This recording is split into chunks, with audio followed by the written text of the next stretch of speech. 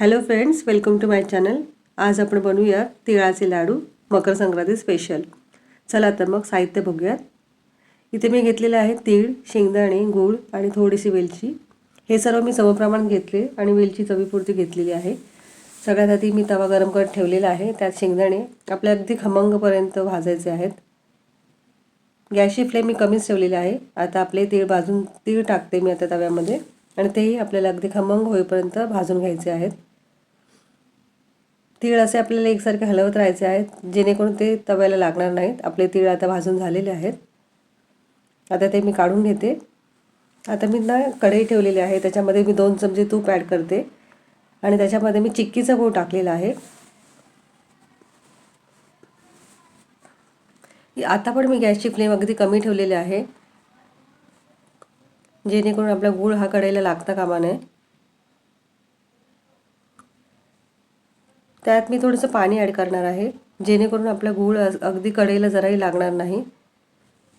अगदी 2 चमचे मी त्याच्यामध्ये पाणी ॲड करणार आहे आणि हलवत राहायचं आहे आपल्याला हे मिश्रण। हळूहळू आपला गूळ मेल्ट व्हायला लागलेला आहे, तुम्ही बघू शकता। गूळ असं व्यवस्थित मेल्ट झाला की आपल्याला याचा पाक नाही करायचा आहे, फक्त आपल्याला हा गूळ मेल्ट करायचा आहे।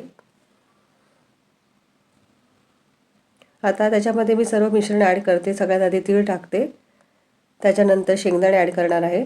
हे शेंगदाणे मी ॲड करायच्या आधी थोडेसे मिक्सरला ग्राइंड करून घेतलेले होते, ते मी त्याच्यामध्ये ॲड करते आणि हे सर्व मिश्रण आपल्याला एकसारखं हलवायचं आहे। आता मी गॅस बंद केलेला आहे आणि हाताला तूप लावून थोडीशी वेलची पावडर टाकून हे सर्व मिश्रणाचे मी छोटे छोटे गोळे बनवते आहे। बघू शकता, याचे एकसारखे असे लाडू तयार करायचे आहेत। या प्रमाणात जर लाडू केले तर 60 लाडू आपले रेडी होतात। जर तुम्ही माझी रेसिपी आवडली तर नक्की ट्राय करून बघा आणि माझ्या रेसिपीला लाईक, शेअर आणि सबस्क्राईब करायला विसरू नका। थँक्यू।